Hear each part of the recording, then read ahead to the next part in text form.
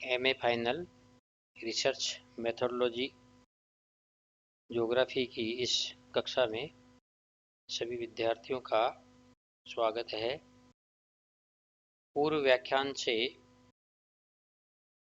आपने ये देखा कि रिसर्च मेथोडोलॉजी में प्रादेशिक सीमांकन क्या है और उसमें आपने गुणात्मक विधि के बारे में अध्ययन किया था। आज के इस व्याख्यान में मात्रात्मक विधियों से किस प्रकार प्रादेशिक सीमांकन किया जाता है, इसके बारे में आप अध्ययन करेंगे। भूगोलवेत्ता हेगेट ने अपनी पुस्तक vocational analysis in human geography में 3 मात्रात्मक विधियां बताई हैं, जिनके आधार पे हम प्रदेशों का निर्धारण या सीमांकन कर सकते हैं।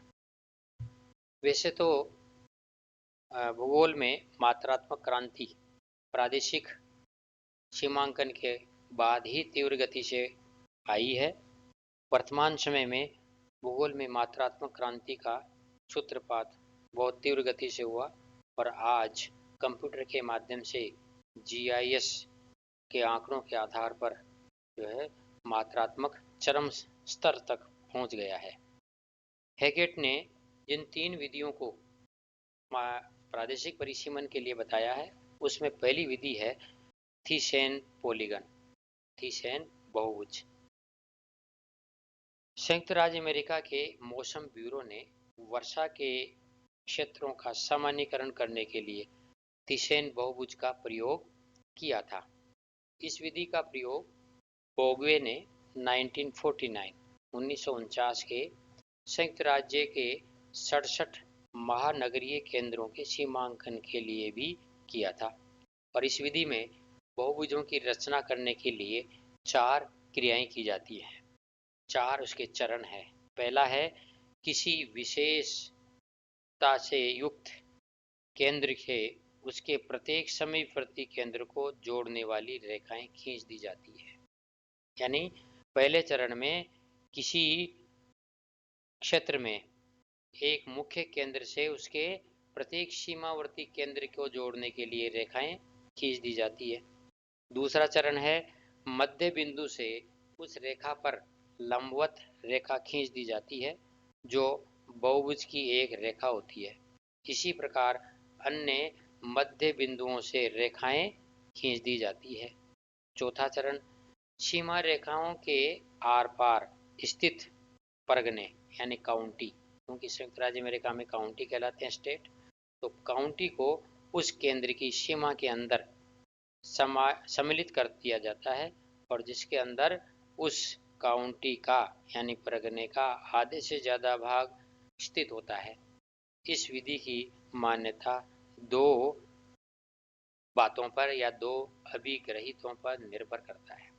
यानी थीसेन बहुभुज बनाने के लिए 4 चरण जो हैं, 4 जो स्टेप्स हैं, उनका उल्लेख किया मैंने। पहले स्टेप में क्या करते हैं, दोबारा आप समझिए। पहले स्टेप में किसी दिए गए केंद्र से उसके निकटवर्ती सभी सीमावर्ती केंद्रों को रेखाओं के द्वारा जोड़ दिया जाता है।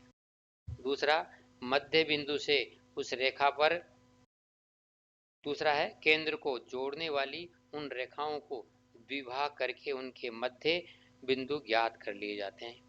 यानी मुख्य केंद्र से जितने भी समीपवर्ती केंद्रों से जो रेखाएं खींची गई थी, उन रेखाओं के मध्य बिंदु ज्ञात करके उनको द्विभाग कर लेते हैं।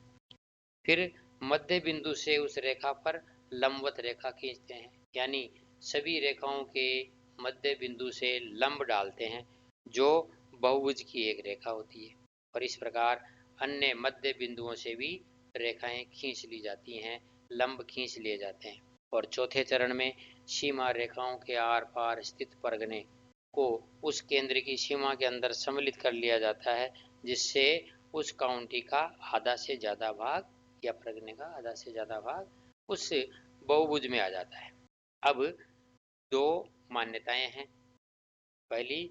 प्रथम मान्यता यह है कि बहुभुज की प्रतिच्छेदी सीमा रेखाओं के अंदर स्थित कोई क्षेत्र उस बहुभुज के अंदर प्रतिबद्ध केंद्र के अधिक समीप होता है बजाय किसी अन्य के। यानी पहली मान्यता क्या है कि प्रथम अहिगृहित ग्रह, ये प्रथम प्रथम मान्यता ये है कि बहुभुज की प्रतिच्छेदी सीमा, प्रतिच्छेदी यानी उसके अंदर की सीमा, रेखाओं के अंदर स्थित कोई क्षेत्र उस बहुभुज के अंदर परिबद्ध केंद्र के अधिक समीप होता है। यानी बहुभुज के अंदर जो भी क्षेत्र है वो उस केंद्र के निकट होगा बजाय अन्य केंद्रों के। और दूसरी मान्यता यह है कि कोई महानगर उस समस्त क्षेत्र पर प्रभावी होता है जो ज्यामितीय प्रकार से उस केंद्र से सबसे अधिक समीप होता है। यानी दूसरी मान्यता क्या है कि कोई भी महानगर उस संपूर्ण क्षेत्र पर प्रभावित होता है जो उस बहुभुज के अंतर्गत आया है और जो ज्यामितीय प्रकार से उस केंद्र को सबसे निकट है। ज्योमेट्रिकल मेथड से, ज्योमेट्रिकल दृष्टि से जो नगर महानगर के समीप क्षेत्र है वो सबसे निकट होगा। कोपेक ने 1963 में बहुभुजों की रचना की एक अन्य विधि बताई जिसमें समीपवर्ती बिंदुओं से समान अर्धव्यास वृत्तों के चाप खींचकर और उन चापों को परस्पर काटने वाले प्रतिच्छेदी बिंदुओं के बीच रेखाएं खींच दी जाती हैं। ये रेखाएं बहुभुजों की सीमा रेखाएं होती हैं और इस विधि में विकर्ण को खींचने की आवश्यकता नहीं होती है तथा त्रुटि की संभावना भी कम रहती है। इस प्रकार हम किसी भी क्षेत्र में थिसेन बहुभुज बनाकर और उसके आधार पर किसी एक मुख्य केंद्र के चारों ओर का क्षेत्र का निर्धारण कर सकते हैं। दूसरी विधि है दूरी न्यूनतमीकरण, डिस्टेंस मिनिमाइजेशन मेथड।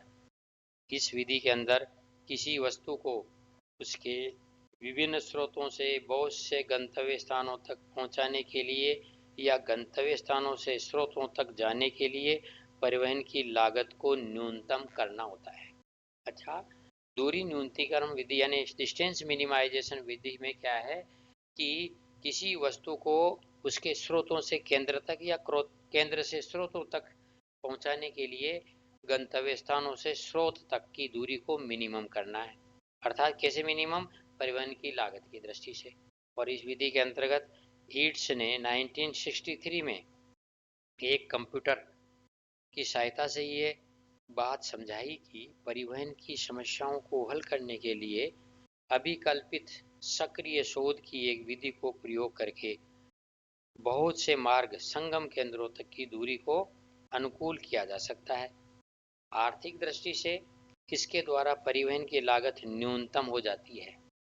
यानी यदि इस विधि का प्रयोग करके और संगम केंद्रों तक की दूरी को अनुकूल किया जाए तो इससे परिवहन लागत न्यूनतम हो जाती है।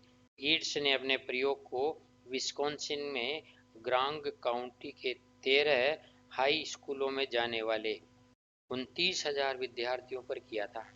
स्कूल क्षेत्रों की अनुकूलतम सीमाओं को इस प्रकार निर्धारित किया था कि स्कूलों की कुल दूरी न्यूनतम हो गई थी और प्रत्येक स्कूल अपनी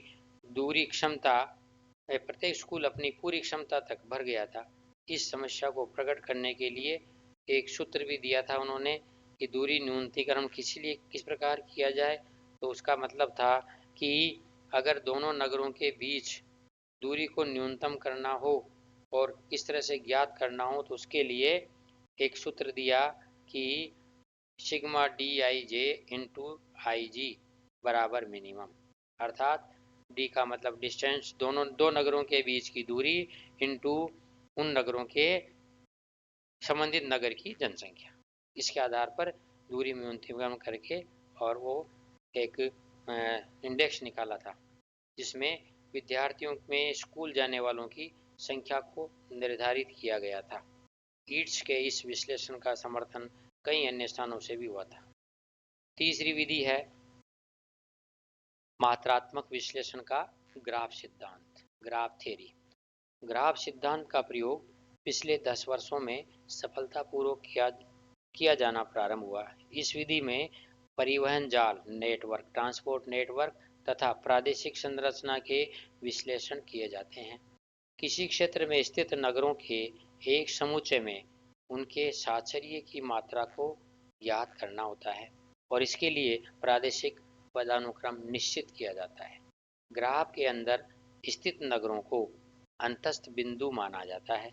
नगर का क्रम उसके अंदर वाले प्रवाह से मापा जाता है। नगरों के बीच पदानुक्रम संबंधों को अधिक ऊंचे क्रम के नगर की ओर से सबसे अधिक बाहर जाने वाले प्रवाह द्वारा निर्धारित किया जाता है। इस विधि का प्रयोग निक्टुयन तथा डेसी ने 1961 में वाशिंगटन राज्य के अंदर और समीपवर्ती 40 नगरों के क्षेत्र सीमांकन के लिए किया था। उसमें लंबी दूरी के टेलीफोन यातायात के आंकड़ों को 40x40 के मैट्रिक्स में रखकर ग्राफ सिद्धांत द्वारा उस मैट्रिक्स का विश्लेषण किया गया था। उसके परिणाम स्वरूप प्रादेशिक पदानुक्रम सिएटल नगर पर केंद्रित था और नीडित पदानुक्रम यानी नेस्टेड हेरारकी वो याकिया तथा स्पोकेन नगरों के मध्य था।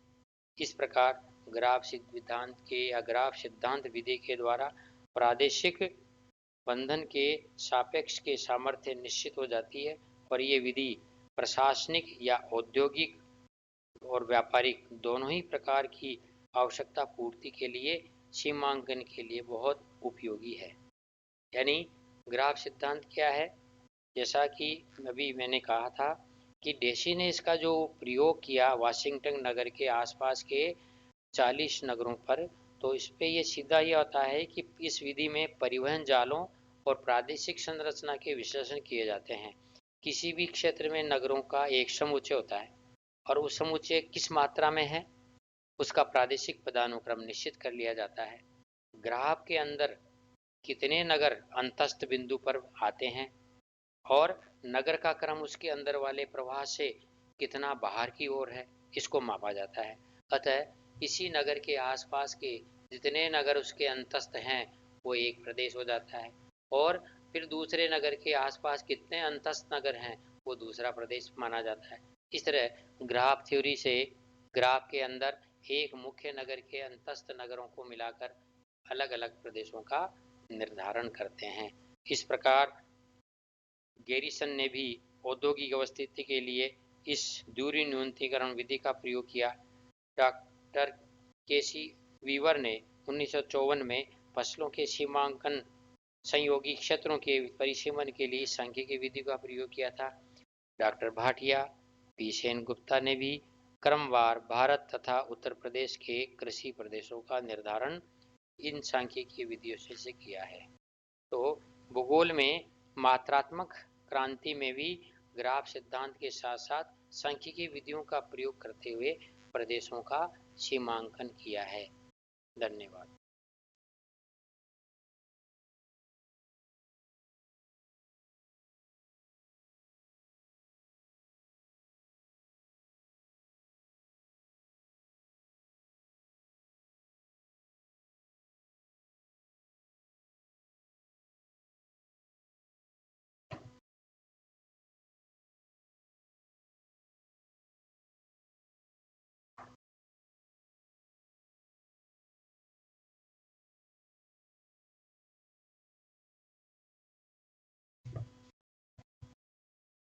कितने मिनट का हुआ? 14।